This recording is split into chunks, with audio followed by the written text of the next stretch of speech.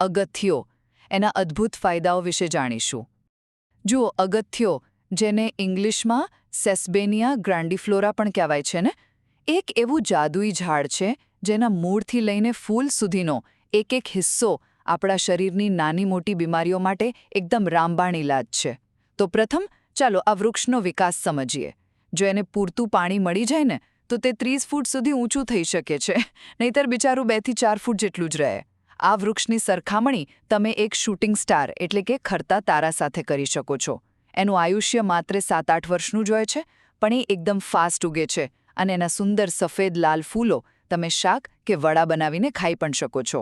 હવે બીજું, તમને એમ થતું હશે કે શું આ ઝાડનો કોઈ ભાગ નકામો ખરો? બિલકુલ નહીં. આ તો એક મલ્ટી ટૂલ જેવું છે.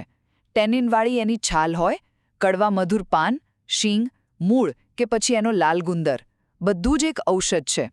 આયુર્વેદ પ્રમાણે એ ત્રિદોષનાશક છે, એટલે કે તે વાત, પિત્ત અને કફને બેલેન્સ કરે છે અને ખાસ કરીને શરદી, તાવ કે શરીરમાં સોજા હોય ને તો એ મટાડવામાં એકદમ બેસ્ટ છે.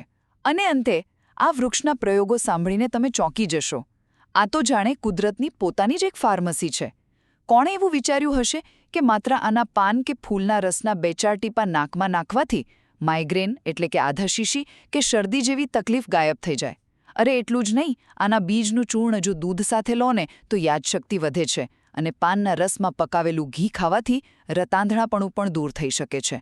તો ટૂંકમાં કહીએ તો અગથ્યો એ માત્ર તમારા બગીચાની શોભા વધારતું કોઈ સામાન્ય વૃક્ષ નથી, પણ શરદીથી લઈને સ્મરણશક્તિ વધારવા સુધીની તકલીફો માટે કુદરતે આપેલી એક સંપૂર્ણ અને સચોટ મેડિકલ કિટ છે.